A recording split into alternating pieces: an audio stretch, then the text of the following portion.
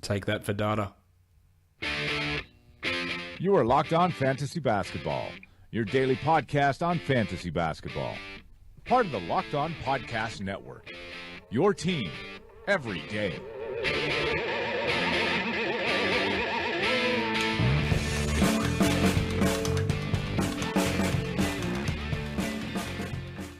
Hello and welcome to the Locked On Fantasy Basketball podcast, brought to you by Basketball Monster. My name is Josh Lloyd, and as always, you can find me on Twitter at redrock_bball and on Instagram at redrock_bball and over on Facebook at facebook.com/redrockbasketball. We are here today with another of the season in review shows. We are 2/3 of the way through these shows. After today's show, we'll be 2/3 of the way through. We're going to be talking about the Memphis Grizzlies in today's show. So let's get to it. Let's get to it indeed. I'm recording this about 1 hour before Game 4 in the NBA Finals tips off. So by the time you're listening to this, the Finals may be over. Maybe it goes to 3-1, and then we all have to suffer through an absolute avalanche of horrible takes about 3-1 leads. And I reckon I'll probably just get off Twitter if that happens. If the Cavs win today, I'm off Twitter for the next 48 hours because I will not be able to stand the 3-1 takes. It will literally do my head in. Maybe not literally, because I don't know how that's possible. It will figuratively do my head in. All right, we're not talking about that anymore. The finals are coming. You're watching this. You might be watching this live. You might be listening to this as the finals are going on. I hope it is a good game. I hope there's some challenge there to the Warriors, much like Game 3, and we get a classic. And let's see how it all wraps up. Memphis Grizzlies. Let's talk about this team. They were a 43-39 team for the season. They overperformed their expectation by just the one win. So, pretty much where they needed to be. As always, that they do well in those close games. That's a pretty stock standard thing for Memphis. And they push themselves into that spot where they always seem to be, and that's in that back end of the Western Conference over recent years.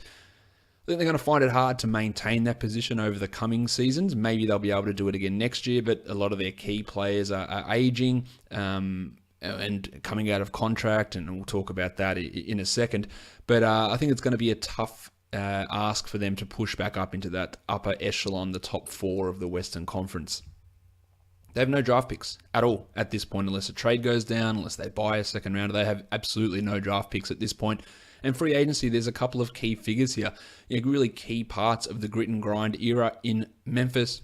Zach Randolph is an unrestricted free agent. Tone Allen is an unrestricted free agent as well. And then you've got 2 recent additions to this Memphis team in Vince Carter, who's a 40-year-old unrestricted free agent, and JaMychal Green, who was their starting power forward, is a restricted free agent. So we're talking about 2 starters in that group, and Carter and Zebo, who are basically the 6th and 7th men on this team. So, some really key parts that they have to make decisions on whether they're bringing them back. Wayno Selden is $1.3 million non-guaranteed for next season. He inexplicably started games for this team. I don't think he is very good. But he did start some games, so maybe they look to bring him back, especially with their dearth of young players. And not that he's a high potential player, but he is actually a young player who was in the rotation, so they might look to bring him back just for that reason. They were 19th in offensive rating this season and 7th in defensive rating. And despite David Fizdale wanting to increase the pace of this team, they were still the 28th ranked team in pace. It's still a tough ask when you've got Randolph and Gasol out there to push the tempo. Fizdale did want to do it, but this is a team that's just been. That's why they're the grit and grind team, because they do slow it down, and he wasn't able to change that too much. They were very successful on the boards, 9th in offensive rebounding percentage and 8th in defensive rebounding percentage. They shot poorly though, and that's been a problem with this team. We've talked about it for years. They need to get shooters in. 28th in effective field goal percentage. But on the flip side, their defense had the 7th best effective field goal percentage allowed. And if that's not highlighting what this Memphis team is and has been, then I don't know what is. Poor offense, can't shoot, slow it down, good defense, restrict the other team from shooting. That's Memphis. That's as simple as that. In fact, they were 28th in effective field goal percentage, 30th just in total field goal percentage. So a poor shooting team, which again is just something that we expect from this team, but they do it on the other end. They do it in other areas to get themselves with that winning record and into the playoffs. The highest offensive rating on this team, Brandon Wright, Mike Conley, Jermichael Green, Vince Carter, and Jim Ennis. Whereas the best defensive rating, Troy Williams, who wasn't on the team at the end of the season, Jarrell Martin, Tone Allen, Deontay Davis, Zach Randolph, and Marc Gasol all tied there at the end. They had 9 blokes shoot 40% on corner threes for the season. And for a team that was such bad shooters, that's a lot. But many of these are on limited attempts, and just because they had 9 guys shoot 40% doesn't mean they actually took enough of them to influence that field goal percentage or effective field goal percentage where they ranked 28th in the league.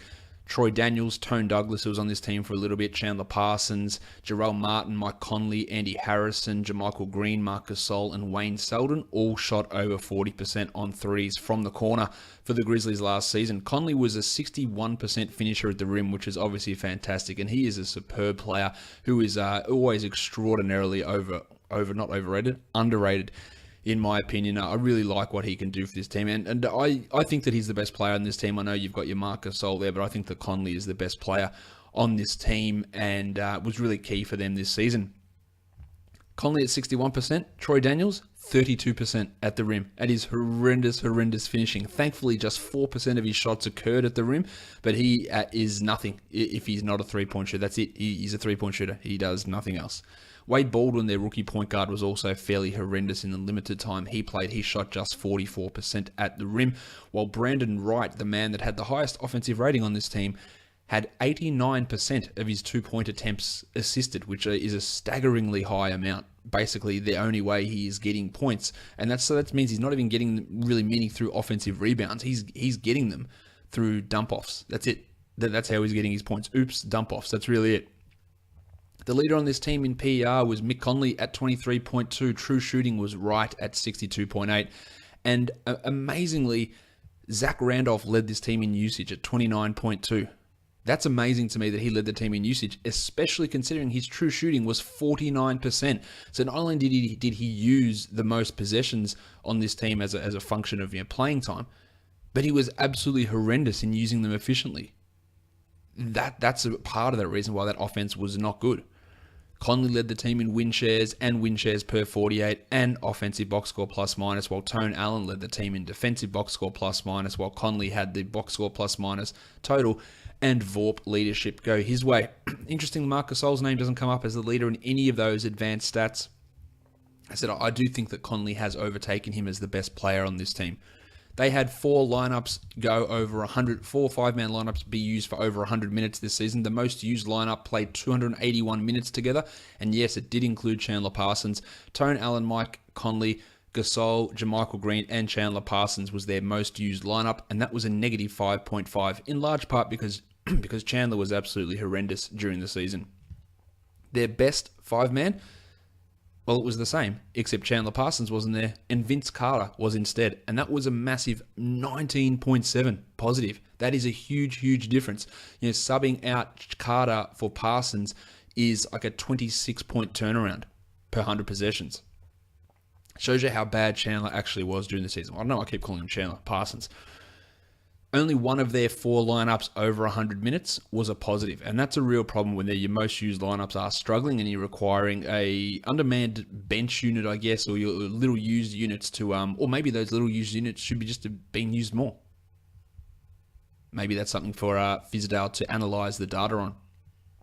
Their most used 4-man, Allen, Conley, Green, and Gasol, fairly straightforward, was a -1, while their best 4-man, Allen, Carter, Conley, and Green. So no Gasol, and that was a plus 18.6. Very interesting there. Most used 3-man, Allen, Gasol, Conley, plus 0.6, easy. While the best 3-man, that name again, Vince Carter, with Mike Conley and Gasol, was a plus 14.3. Their most used 2-man lineup was, of course, Mike Conley and Marc Gasol. I don't think anyone would have any doubts that would be the case. And that was a plus 1.7, but again, in accordance with tradition, their best 2-man lineup, Vince Carter and Mike Conley. Vince Carter's name just continually appears in these most used or these best lineups. And I think at the age of 40, it's got to be a surprise to pretty much everyone. And the way he's been able to change his career has been super impressive for this team. That Carter-Conley combination was a plus 8.7 for the Grizzlies this season. Let's look at them now in a more individual basis. We'll start with Conley, of course, who finished the season as the 22nd ranked player. Another real strong year. He only played the 69 games. Giggity!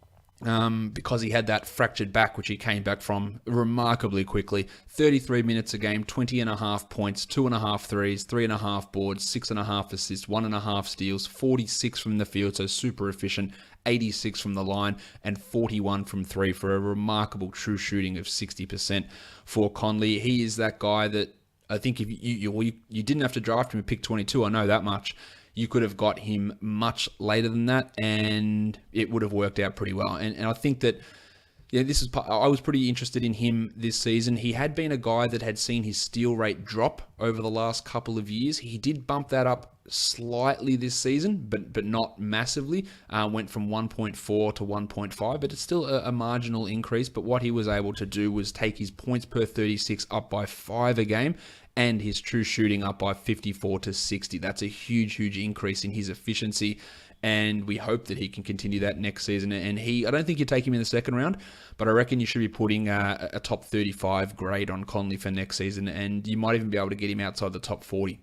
He led this team in on-off at 7.5. I don't think many people will be too surprised at that, given the quality of the backups that Memphis had on this team. Marc Gasol came just behind Conley in terms of the overall ranking, 26th for the season in his 74 games. He played 34 minutes a game, 19.5 points, 1.5 threes remarkably, 6 boards, 4.5 assists, a steal, 1.3 blocks, 46, 84, and 39% from three on 55% true shooting. He was solid throughout the season. He just did what he needed to do. I was a little bit skeptical of him coming back this year after the broken foot because he's 32 years of age. He broke his foot, and he had struggled a little bit before that foot injury. But he was fine. And obviously adding that extra string to his bow in terms of the three-point shooting helped. What it did is it not only added 1.4 extra threes per game to what he did and to what his production was, but it didn't affect his field goal percentage. It went from 46.3 down to 45.9, so such a marginal decrease, but his true shooting shot up from 52.8 to 55.6, so a big jump in his efficiency. What did happen, though, is his rebounding went down. He grabbed less rebounds per 36 minutes, 0.8 less per game, and while that's not a huge amount, that was a change in his game, but he balanced that by adding the threes and increasing his assist rate from 3.9 to 4.7, which is quite a significant change. He also was more aggressive in scoring, took 2 more shots per 36 minutes, and that resulted in an extra 3 points per 36 minutes for Marc Gasol this season. Now, we do have to remember that he is 32, so expecting spikes in block numbers or big jumps in rebounding numbers or huge surges in playing time is not something that you should be expecting.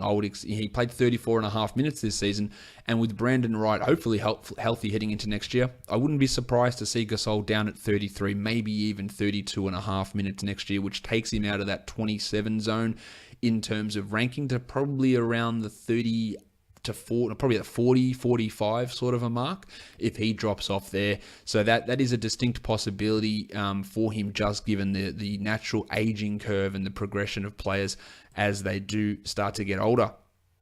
After the All-Star break, his shot did fall off a little bit, still hit 40% from three, but just 43% from the field, and that did impact his scoring numbers, where he averaged just 16 after the break, but all his other numbers held steady. His assists actually jumped to 5 per game after the break, but only the 6 boards, 1.5 threes, and 1.2 blocks for Gasol, and that's pretty much just who he is at this point. The threes was a really huge surprise, and we're really happy about it, obviously, and the fact that it didn't impact efficiency, but the rebounding is obviously not good.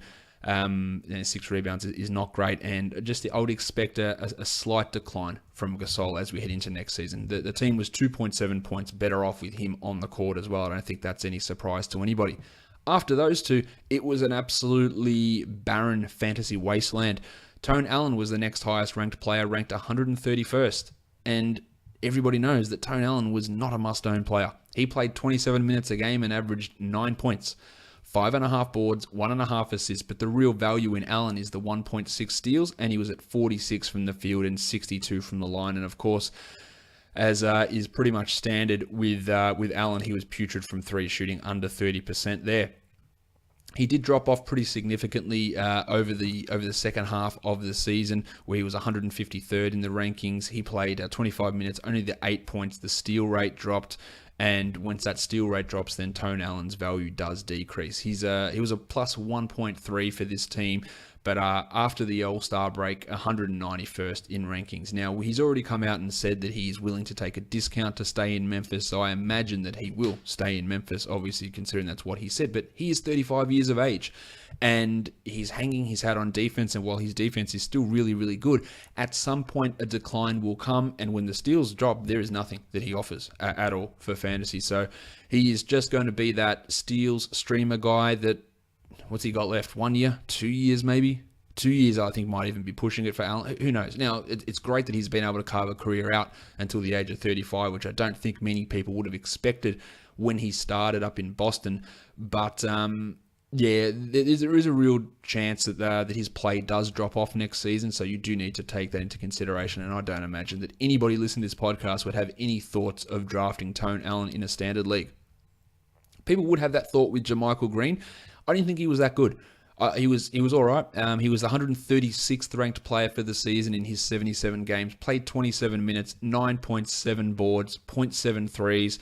Defensively, just nothing. 0.6 steals and under half a block. 50 and 80 with 39% from three for a 60 true shooting, which is obviously very, very impressive, those numbers there.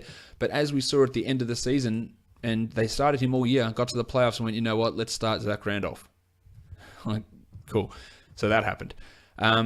He also had a drop-off in that second half of the year, 139th pre, 183rd post-All-Star. He just wasn't getting the minutes. He wasn't getting 30 minutes a game. He played like 27 a game. He offers no defensive numbers, which are a surefire way to push you up the rankings and increase your value. Gives no assists. It was solid percentages and subpar everything else for Jermichael Green. Now, he is an older player. He is 27 years of age. He is a restricted free agent, so looking to cash in for the first time. Does he come back to Memphis? I would imagine that he does. But how much better does it get from here? I'm not sure it actually does get any better.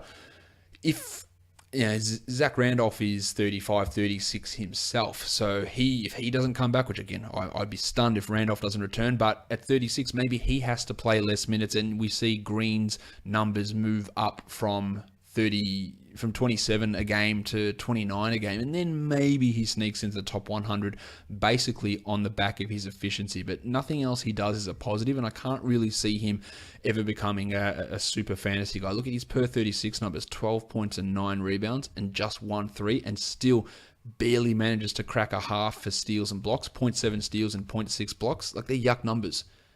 The efficiency still really good. That 60 true shooting is fantastic. He shot 52 last season, so it is a big change from what he did there. I don't have massive hopes for him. Don't be confused by the fact that he's a restricted free agent in thinking he is young and he's got lots of room to improve. He is not. He is 27, so he is at he's in the peak period of his career, and yeah, it's going to take a few things to go right for him to really. He's never touching the top 75. I don't think he could be a top 100 guy, maybe, but the upside with him is pretty limited, in my opinion, and what he does give is rebounding and efficiency, and that's pretty much it. And that's not a terrible combination, but we have to put it into perspective. As for Zach Randolph, his time as a standard league guy is done. He was the 175th ranked player. Somehow at the end of the year, he was still owned in 76% of Yahoo leagues. That shows the bias that a name brand can have, or a name value can have. He played under 25 minutes a game, 14 and 8. With 0.3 threes, and in standard Zach Randolph fashion, nothing else. 1.7 assists, half a steal, 0.2 blocks, and shot 45 below average, 73 below average, 22 below average for that abysmal 49% true shooting that I mentioned earlier. He offers rebounding. That's what he offers, and that is literally it. For a player with the highest usage on this team, at 29% usage, to average 14 points on 49 true shooting is absolutely horrible. the team was zero point 0.4 points better off with him on the bench, so about even. JaMychal Green, by the way, was exactly even. Remarkable. The first player I've seen that's had a 0.0 for the on-off numbers for the season. But Randolph is not a player that should be sniffed at in 10s, 12s, 14s, and maybe even 16-team leagues. As you know, he gets a year older, so he will be 36 next season. Played some backup center, played some backup 4, but if you can't crack the top 150, then where's your position in a 16-teamer? Or, sorry, in a 14-teamer? It's pretty nebulous. It's right at the end, and then the decline. And then if they do go to that, let's push an extra 2 onto JaMychal, an extra 2 away from Zebo. He moves down to a 22 minute a game play. Now, he played fairly well in the playoffs in some of those extra minutes, but expecting a 36-year-old Zach Randolph who struggled last season and honestly struggled a little bit the year before as well to suddenly reverse that and start playing big minutes again, I think that there's no real value in considering him to have any sort of top 100 upside whatsoever. I'd be immaculately stunned if he became a top 100 player at any point left in his career. Stunned. I'd also be stunned if he doesn't go back to Memphis. I'm pretty sure that's going to happen. But I think we're just going to see more of the same, more of the same, but less of the same, if that makes sense. He'll do the same thing, but in a lower quantity. And that's what we should be expecting from Randolph as we move forward. Vince Carter, absolutely tremendous year from him at 40 years of age, 179th in fantasy ranking, 73 games and 25 minutes a game. In fact, Carter played more minutes than Zach Randolph did per game and total for the season, which is pretty remarkable. Now, he only scored 8 points a game, but he did hit 1.5 threes, and unlike Green and Randolph, he contributed defensively. He had more steals per game than both of those guys and more blocks per game, which is either it's a huge credit to Vince Carter or it's a massive negative against JaMychal Green and Zach Randolph that Carter could have 0.8 steals and 0.5, whereas the highest those guys could was JaMychal at 0.6 and 0.4. He shot only 39% from the field, 77 from the line, and 38 from 3 for a true shooting of 54. But that's pretty common amongst older guys to see your shooting percentage drop, and that's why my hope for Randolph is also quite limited as he continues to age. Those shot numbers will drop. Remarkably, and as we saw in the lineups earlier on, Carter finished second on this team in on-off numbers at plus 7.1. He didn't start all that many games. He played off the bench with the Chandler Parsons issue, then James Ennis started some of those games, but Carter was really good when he needed to get out on the court. The problem is it doesn't do a huge amount for us for fantasy. He was a really solid three-point option at times. You needed the threes. You could go and get those from Vince Carter. You'd have a fairly decent chance, and occasionally you'd get some of those defensive stats coming, but we talk about Zebo and Tone Allen not improving at the age of 35. Vince Carter at 40. I think we know where he is, and he'll be in that 20-minute a night role, maybe, if he returns. And if Chandler Parsons is healthy, which of course is a huge if, that's a huge amount of minutes on the wing that won't necessarily be going his way or going James Ennis's way. So that is going to be a factor for Vince Carter next season, that Chandler Parsons will at some point return. We don't know in what aspect, but he will play. Again, you know what, the weird thing is I say that, and then I have doubts to say whether Chandler Parsons will play again. I'm sure he will, but I can't 100% guarantee it, and that's a really sad state of affairs for him. Let's talk Jim Ennis, who did fill in for Parsons quite a bit. 64 games, 23 minutes, only 6.7 points and 0.8 threes, 4 boards, 0.7 steals, 46, 78, and 37. I thought Ennis had a real chance to have a bit of a breakout season with Parsons out. He did okay early on, but did start to struggle after that. And in the end, I'd say it was a pretty disappointing year from Ennis. After the All-Star break, especially with Parsons out, he was the 318th ranked player. That's really, really poor for a guy like Ennis. Only 19 minutes a game, and that's when we were seeing more minutes for Vince Carter as he played 26 minutes a game in that stretch. Ennis just really did struggle, and there were times when I thought it was inexplicable, but there were times when he was pushed out of the rotation by David Fizdale. I still have a limited amount of hope for him. He was a positive. He was a 1.6 plus in the on-off numbers. I have hope for him for, say, 20-team leagues, maybe 18-team leagues, but that's about it at this point. Much like with Vince Carter, Chandler Parsons will return. He will come back at some point, and that's going to limit the opportunities for Ennis. But he is a solid rotational backup wing. who had a chance to push himself into a more prominent role this season, but was not able to succeed. And I think that's an illustration of his limitations. Brandon Wright, finally back on the court.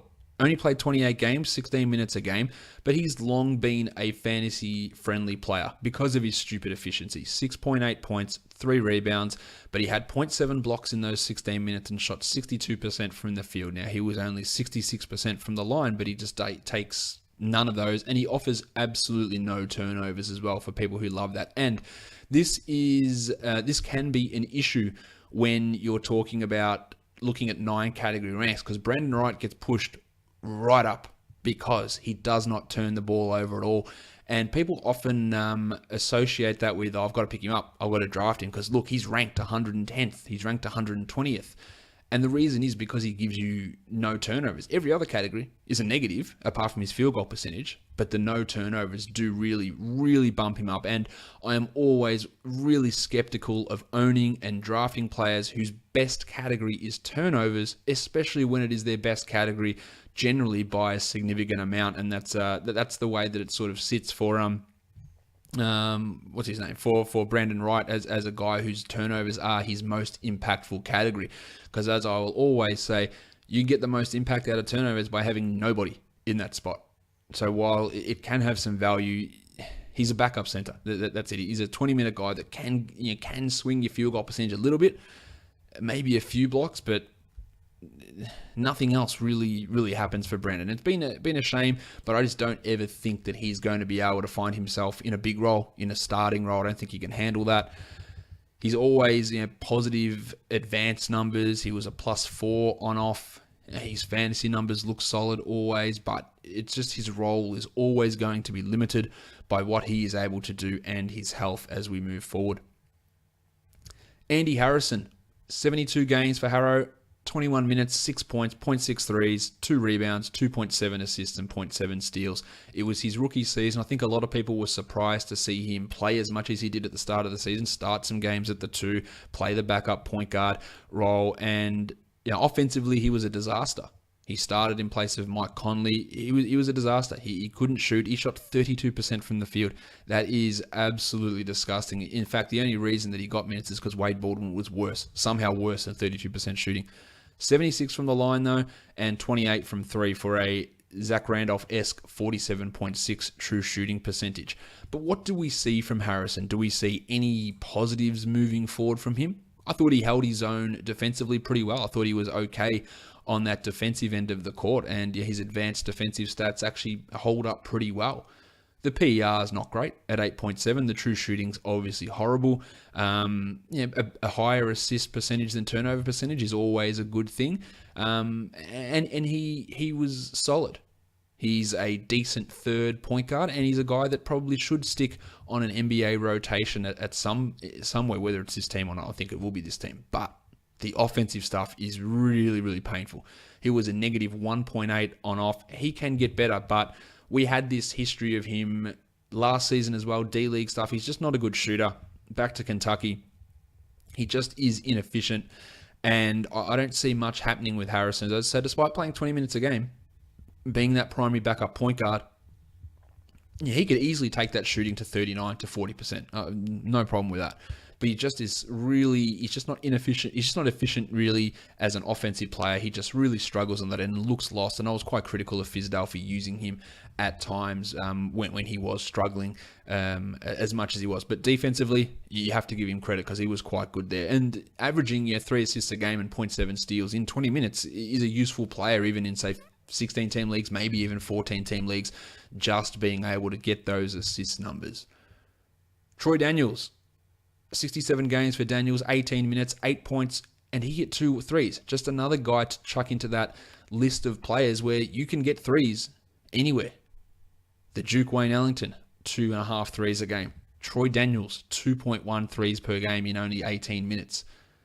Nothing else, of course. 1.5 rebounds, 0.7 assists, 37 and 80 is his percentages, but shot 39 from 3. In fact, he shot 39% from 3, which is higher than his overall field goal percentage, probably because he finished at 31% at the rim. But that enabled his true shooting to bump to 53 just because of how many threes he took and how successful he was on those shot attempts. He can be a definite weapon for this team as a three-point shooter, and for a team that we highlighted is so poor in shooting, he should be able to have himself a role on this team. Fizdale is not convinced. He doesn't go to him all the time. He goes to him less often than I think that he should.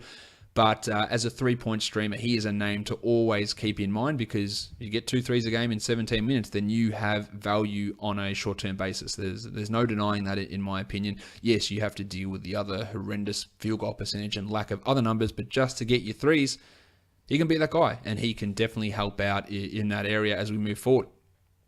Chandler Parsons. He was bad. He was real bad. In fact, 34 games only for Parsons with the knee problem. And the thing that's really bothersome is it just continues to be both knees. Like, he had the knee surgery on one knee and then had a bone bruise on the other knee, which kept him out at the start of the season. And then he starts to ramp it back up, and then another knee. It was just an absolute nightmare for him. And when he was on the court, he was bad as well. Now, that on-the-court play, I don't really buy that as much. 20 minutes a game, 6 points, 0.7 threes, 2.5 boards, 1.5 assists, 0.6 steals, 0.2 blocks, and he shot 34% from the field, 81% from the line, and 27% from three. If we flip that to post-All-Star, it looks worse somehow. He played 22 minutes a game in those 7 games and shot 28.6%. 62.5% from the line and 26% from three for a true shooting of 37%. Really, Chandler? Like, they are disgusting numbers. Look at his per 36s from his last year in Dallas down to Memphis. Points went from 16.7 to 11.2 per 36. Threes from 2.1 to 1.3. Rebounds from 5.7 to 4.5. Assists from 3.4 to 2.9.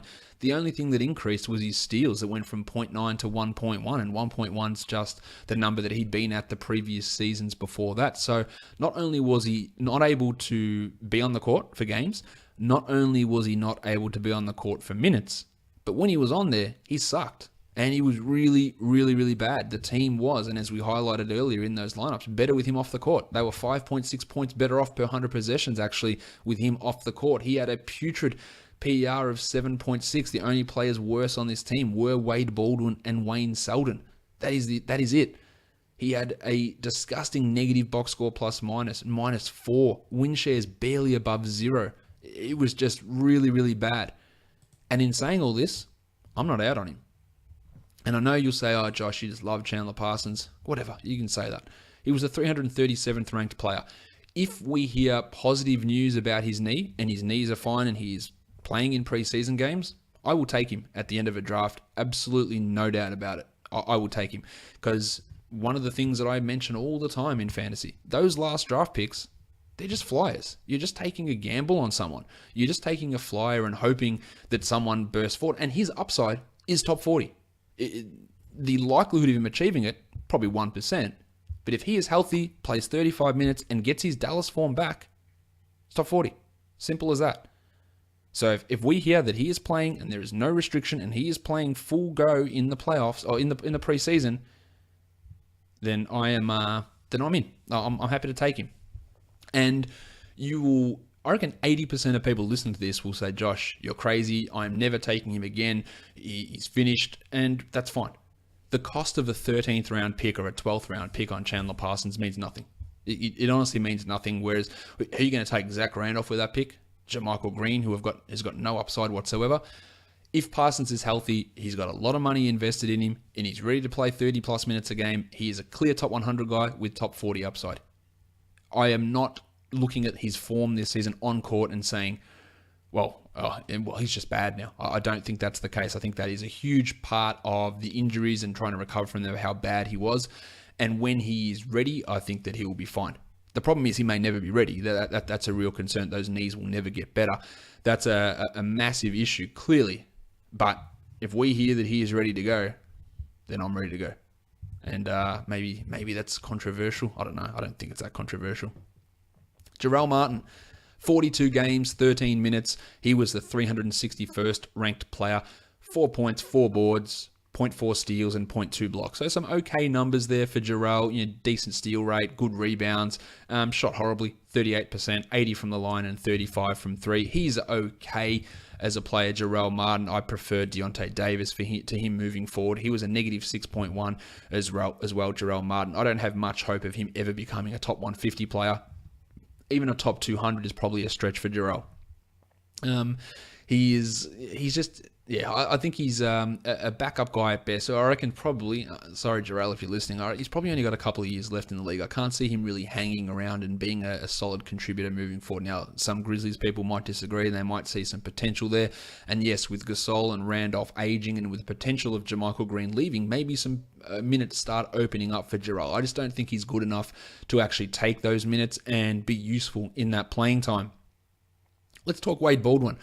I was pretty hyped about Wade Baldwin heading into the season before the draft. I hoped the Bulls would take him and give him a crack there. The Grizzlies took him, and at that point, we didn't know if Conley was going to stay or go, and there was a real chance to develop him for the future. And then Conley obviously signed that massive 5-year deal. So with Baldwin was pushed to a reduced role. I was still pretty interested in him. Good assist rate, good steals. A decent shot blocker for his position. A guy whose shooting needs some work, but I think he can get there. And then he was horrendous. 31.6% from the field. 13.6% from three for a true shooting of 40.7. 3 points, 1.4 rebounds. He had 2 assists per game, which in 12 minutes is actually pretty good. 0.6 steals, again, in 12 minutes, pretty good. We're talking about that's almost 2 steals per 36 for Wade Baldwin. And some people, you might not remember this, but at the start of last season, Baldwin played a game, and I think it was against the Minnesota Timberwolves when Conley and Gasol were resting. But he started very early on. I can't remember. Let's bring it up. It was the 4th game. No, sorry. Oh, no, let's start again. He started in that 4th game. The first game of his career, right? The first, which was against Minnesota. He came off the bench and played 25 minutes. Had 7 points, 5 rebounds, 6 assists, 3 steals, and 3 blocks. And people were all aboard. Let's grab Wade Baldwin. We have to grab Wade Baldwin. He's gonna play these minutes. He's gonna do well. Wasn't the case, but again, I'm not out on him. The shooting was horrendous. I still think that he is a better option than Andy Harrison. Defensively, I think he's going to be a factor. He's very, very long. The steals were good. They held up. I was happy with the steals. The assist rate was fine. Per 36 at 5.5 steals. 5.5 assists per 36 is all right. 1.6 steals is all right. There is still room to grow there.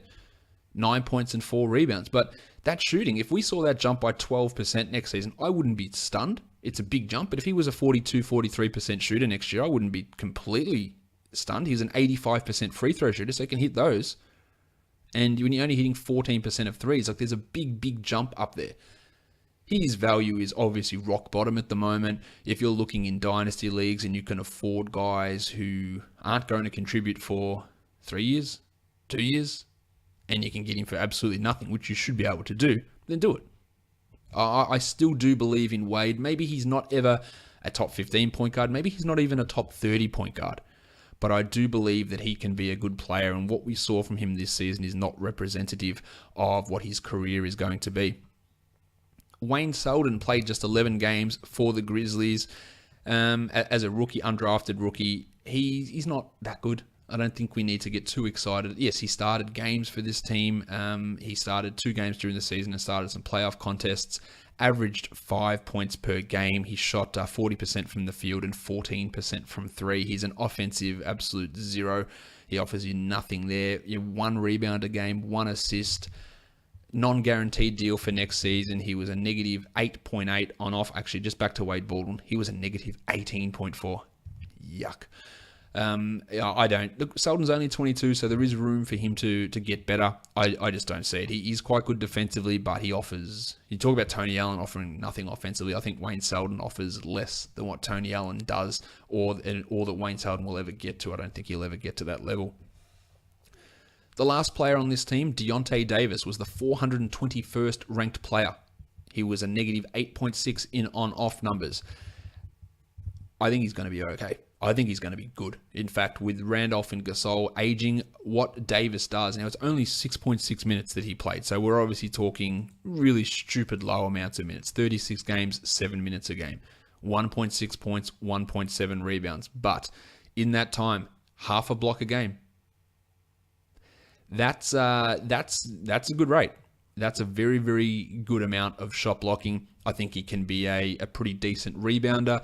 I think he can score a little bit. I think that he has got a shot at becoming a top 150 player, and I think it's a pretty good shot. We're a way away from it. I reckon you're probably at least 2 seasons away from it. But I'm interested to see where Davis went. The time that we saw him play, I was intrigued enough by it to get interested. Now, per 36, he only averaged 9 points. That's fine. Barely took any shots. 9.5 rebounds, 0.6 steals, and 2.5 blocks. That's what gets me thinking with Davis and gets me interested, as well as seeing him on the court, obviously. A PER of 10.6, it's nothing to write home about. But a defensive box score plus minus of 1.8 is really good. A win shares per 48 of 0.1. That's good. That is NBA average win shares per 48 at 0.1. He was at 0.97. So, sorry, 0.097. So he's almost at 0.1. So right there. I'm interested in him. To me, he is their best young player, probably ahead of Baldwin, and I do like Baldwin, but I think that there is a future for Davis. He's only 20 years of age, as is Baldwin, so there's a lot for them to grow, and we're talking 3 years down the track for probably both of these guys. But Davis strikes me as being an impactful fantasy guy, a points, rebounds, blocks, field goal percentage type of a player, who can be a contributor. That's never going to make him a top 20 guy or probably not a top 50 guy, but I reckon he can be a top 100 guy in the coming season. So don't write him off based on the fact that he played just 238 minutes in his rookie season, which is a ridiculously small amount. For contrast, Wayne Selden played 189 in 25 less games for this team. So that's a huge, huge difference in that playing time for a guy that was around. But I was really interested to see what Davis did, and nothing he did made me think that my pre-draft thoughts on him were incorrect. So I thought he was an encouraging sign. Jordan says, if Jermichael Green is gone, could Brandon Wright have value in 9-cat? Talked about it. No, I don't think so. Yes, his value, his supposed ranking value goes up in 9-cat because of the turnovers, but I just don't value that at all. I don't value what he brings. He's a streaming option for field goal percentage. He can't play next to Marc Gasol. That's a nightmare to have those two. I cannot see that working with those two there. I don't think Green going has any impact on what Wright does. He can't handle a larger load, so I don't think so, Jordan. Jeff Padre, any player worth drafting aside from Conley and Gasol, please not Parsons. Answer, Jeff. My name is Jeff. The answer is Parsons. That is who you pick with your last pick. That unless you're just, for some whatever reason, or if they just say he's going to be on a minutes restriction for 3 months, and you go, well, no way. But if he is fine, you draft him. It's as simple as that. You can't get top 40 players at pick 150. You can't do it. And that is why you pick Parsons. You don't pick him anywhere earlier. You don't pick him in the top 50. You don't pick him in the top 90. You don't pick him in the top 120. You pick him after that. So yes, Chandler Parsons is worth drafting. No one else. Tyler McKellips, the best young player they have. I inadvertently answered that. I think it's Davis, but Baldwin's not far behind. Wayne Selden really impressed me this year as an undrafted rookie. Who else really showed out? I'm not impressed by Selden really at all. I think that Davis was their most impressive young player in the limited minutes that he played. Off-season. Pretty sure that's not your real name. Potential free agent targets. It's going to be tough for them. It's always tough for them to get free agents here. It does depend on what they do with their guys. I think Allen, Green, Carter, and Randolph will all come back. And I don't think they'll change too much. Maybe they'll look for another backup point guard, maybe a backup wing, but we're talking low-level sort of free agents for this team. Kevin Carlson, now that we've seen both Gasol brothers in their prime, who do you think is the better player? Good question. Powell? I think it's still Powell, marginally. Obviously, Mark is a much better defensive player, but I still think that prime Powell is probably better than prime Mark. But shit, it's pretty close. And if you told me that you thought Mark, I would not tell you were wrong. It's as close as that. But I would lean Powell marginally as the best Gasol brother. All right, we are done wrapping this up with 20 minutes to go until Game 4 in the NBA Finals. We'll be back tomorrow with an Oklahoma City Thunder season review podcast. Make sure you're tuning in for that one. Subscribe to the show on Apple Podcasts, Google Play, TuneIn, and Stitcher to never miss a show. And leave a review on iTunes or Apple Podcasts, whatever you want to call it. And that does help the show a lot. All right, we are done here, guys. Thank you so much for listening, everyone. See ya.